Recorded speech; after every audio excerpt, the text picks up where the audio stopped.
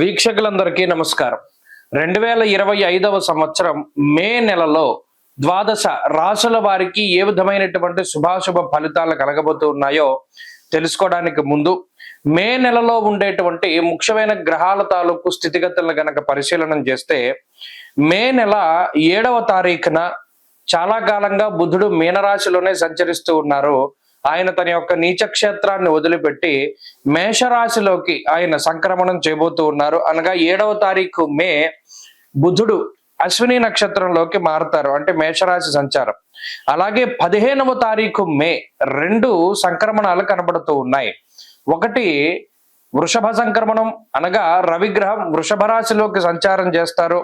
తర్వాత పుష్కరాలు ప్రారంభమయ్యేటువంటి రోజు. అది ఎంత గొప్ప రోజు అంటే రవి సంక్రమణ పుణ్యకాలము మరియు గురుడు సంక్రమించేటువంటి పుణ్యకాలము 15వ తారీఖు నాడు చాలా గొప్ప రోజు. ఆ రోజునే 2 గ్రహాలు మారుతూ ఉన్నాయి. గురుడు మిథున రాశిలోకి ప్రవేశిస్తున్నారు, రవి వృషభంలోకి ప్రవేశిస్తున్నారు.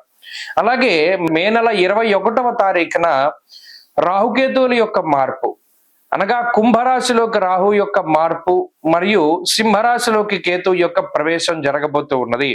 అలాగే మాసం చివరిలో బుధుడు మరలా మేషాన్ని వదిలిపెట్టి వృషభంలోకి వెళ్ళిపోతారు. మిగతా గ్రహాలన్నీ, అనగా శనేశ్వరుడు శుక్రుడు మీనరాశి యందు ఉన్నారు. అలాగే కుజుడు కర్కాటక రాశి యందు సంచారం చేస్తూ ఉన్నారు. ఇక్కడ చూడండి, ఈ మే నెల చాలా కీలకమైనటువంటి మాసం. దీర్ఘ సంచార గ్రహాలైనటువంటి గురుడు రాహుకేతువులు ఏకకాలం ముందు ఒకే నెలలో, రవి గురులు అయితే ఒకే రోజు మారుతూ ఉన్నారు. 6 రోజుల వ్యవధిలో గురు రాహుకేతువులు మారుతూ ఉన్నారు. మరి ఈ గ్రహ సంపత్తిలో మే నెల అసలు ఏ విధంగా ఉండబోతూ ఉన్నది అనేటువంటి విషయాన్ని మనం తెలుసుకుందాం. వృషభ రాశి వారికి మే నెల సానుకూలమైనటువంటి ఫలితాలని ఇస్తూ ఉన్నది. లాభస్థానం ముందు ఉండేటువంటి శనేశ్వరుడు, లాభస్థానం ముందు ఉన్నటువంటి శుక్రగ్రహాలు అనుకూలమైనటువంటి ఫలితాలను ఇస్తూ ఉండగా, ఈ మాసంలోనే జన్మగురుని యొక్క దోషం తొలగిపోతూ ఉన్నది. 2వ స్థానమందు గురుని యొక్క స్థితి చాలా యోగ్యమైనటువంటి ఫలితాలను ఇస్తూ ఉంటారు. అలాగే దశమ కేంద్రంలోకి రాహు వెళ్ళడం చాలా అనుకూలమైనటువంటి పరిస్థితి. దీనితో పాటుగా 3య స్థానమందు కుజుని యొక్క సంచారం కూడా చాలా అత్యద్భుతమైనటువంటి ఫలితాలను ఇస్తుంది. అయితే ప్రత్యేకించి ఈ నెలలో ఇబ్బంది పెట్టేటువంటి గ్రహాలు ఏవైనా ఉన్నాయి అంటే అది రవిగ్రహము, బుధగ్రహము. కేవలం 2 గ్రహాల ప్రతికూలత మాత్రమే వృషభ రాశి మీద కనబడుతూ ఉన్నది.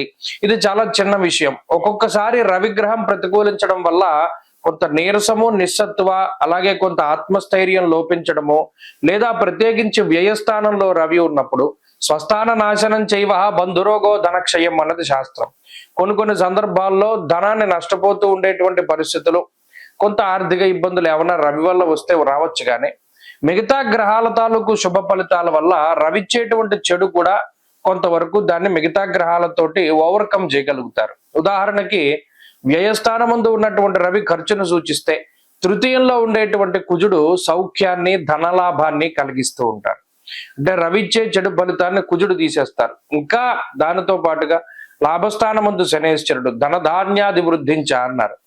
అంటే ఆర్థికంగా కొంత ఖర్చులున్నా దాన్ని మించినటువంటి ఆదాయం వల్ల ఆర్థిక లోటు అనేటువంటిది ఉండదు. ఇక బుధుడు బుద్ధికారకమైనటువంటి గ్రహం. అటు 12వ స్థానమందు జన్మరాశి యందు స్థితులై ఉండడం వల్ల కొంత బుద్ధి చాంచల్యాన్ని కలిగించినప్పటికీ, దేవగురు అయినటువంటి బృహస్పతి జన్మరాశిని వదిలిపెట్టి 2వ స్థానానికి వెళ్ళినప్పుడు ఆయనే మేధస్సుకు కారణం కాబట్టి బుధుడిచ్చే చెడు ఫలితాలని గురుడు తీసేస్తాడు. అలాగే లాభస్థానమందు శని, శుక్రగ్రహాలు, దశమంలో రాహు, ఇవన్నీ కూడా చాలా అనుకూలమైనటువంటి గ్రహ సంపత్తులే. గోవాజి గజ సంఘానాం క్షీరాన్నాది సుభోజనం అన్నది శాస్త్రం. ఇక్కడ ఈ గ్రహ సంపత్తి ఏం చేస్తోంది? సంఘంలో గౌరవ మర్యాదలు పెరిగేటువంటి విధంగాను, ఉద్యోగంలో ప్రమోషన్లు రావడానికి, లేదా ఆశించినటువంటి చోటికి ట్రాన్స్ఫర్లు కలగడానికి, సంతతి కలగడానికి, వివాహం జరగడానికి, లేదా ఏదైనా ఒక శుభ కార్యక్రమం జరపడానికి, ఇలా ఆనందదాయకమైనటువంటి విషయాలకి ఈ గ్రహస్థితి ఎక్కువగా ఉపయోగపడుతుంది. కొత్తగా వ్యాపారాలు ప్రారంభించడానికి, వ్యాపారాభివృద్ధికి, విస్తరణకి, చదువుకునేటువంటి వారు చాలా కాలంగా చదివి ఇప్పుడు ఎగ్జామ్ రాస్తూ ఉండి, అంటే ఏదైనా లాంగ్ టర్మ్ కోచింగ్లు తీసుకుని పరీక్షలు రాసేటువంటి వారు, కాంపిటేటివ్ ఎగ్జామ్స్ రాసేటువంటి వారు, వీరందరికీ కూడా ఈ గ్రహస్థితి చాలా గొప్పగా ఉపయోగపడుతుంది. అలాగే వృత్తి ఉద్యోగాల్లో ఎదుగుదలను సూచిస్తుంది. కుటుంబపరమైనటువంటి సంతోషానికి ఈ గ్రహస్థితి కారణమవుతుంది. ఆర్థిక ఇబ్బందుల్ని అధిగమించి ఆరోగ్యపరమైనటువంటి సమస్యల్ని అధిగమించడానికి కూడా ఈ గ్రహస్థితి కారణమవుతుంది.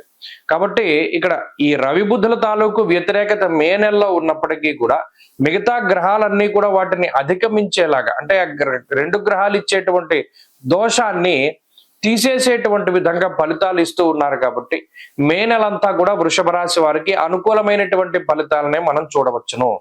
ఇంకా ఈ రవి బుధుల తాలూకు వ్యతిరేకతలను కూడా తగ్గించుకోవడానికి ప్రత్యేకించి ప్రతిరోజు ఆదిత్య హృదయ స్తోత్ర పారాయణ చేస్తూ ముందుకు వెళ్ళడం, అలాగే ఆదివారం నాడు మధ్యమాంసాలని భుజించకుండా, ప్రత్యేకించి తైల సంస్కారాలు అవి చేయకుండా ఏదైనా సూర్యోపాసన లేదా ఆ రోజు మడిగా పరవాన్నం వండుకుని దాన్నే రోజంతా కూడా భుజిస్తూ ఉండడం, ఆవు పాలతోటి పరమేశ్వరుడికి అభిషేకం చేయడం, జిల్లేడు పువ్వులను మాలగా కట్టి శివునికి సమర్పించడం, ఇటువంటివి చేస్తూ ఉండడం, అలాగే విష్ణు సహస్రనామ స్తోత్రాన్ని పఠిస్తూ ఉండడం, ఇటువంటి వాటి వల్ల కూడా ఈ మే నెలలో మరింత అనుకూలమైనటువంటి ఫలితాలని ఈ రాశి వారు పొందగలుగుతారు. మే నెల 15వ తారీఖున దేవగురువు అయినటువంటి బృహస్పతి ప్రస్తుత వృషభ రాశి సంచారాన్ని వదిలిపెట్టి మృగశిర నక్షత్రం 3వ పాదం మిథున రాశిలోకి, అనగా మిథున సంక్రమణం ఆయన చేయబోతూ ఉన్నారు.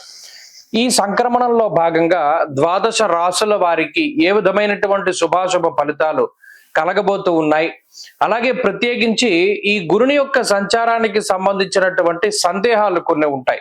ఉదాహరణకి మిథున రాశిలో గురుని యొక్క సంచారం ప్రారంభమైనప్పుడు సరస్వతీ నదీ పుష్కరాలు అనేటువంటివి వస్తాయి. అలాగే ఈ గురుడు ప్రత్యేకించి ప్రతి సంవత్సరం గురుర్ ద్వాదశ మాసాన్ని త్రింసన్మాసంశనేశ్చరః, గురువు 12 నెలల పాటు ఒక రాశి యందు సంచారం చేస్తారు జనరల్ గా. అయితే సంవత్సరంలో ఏమవుతుంది, కొన్ని సందర్భాల్లో అతిచార గతే జీవౌ, గురునకు అతిచారము అనేటువంటి ఒక అవస్థ ఉంటుంది. అలాగే వక్రత్వము అనేటువంటి మరొక అవస్థ కూడా ఉంటుంది. అంటే సాధారణంగా గురుడు ప్రతి సంవత్సరంలోనూ కూడా 2 రాశుల్లో సంచారాన్ని చేస్తారు. ఇదే గురువు ఒక సంవత్సర కాలంలో 3 రాశుల్లోకి ప్రవేశం చేస్తే అది అరిష్ట యోగంగా చెప్పబడింది జ్యోతిష్ శాస్త్ర రీత్యా.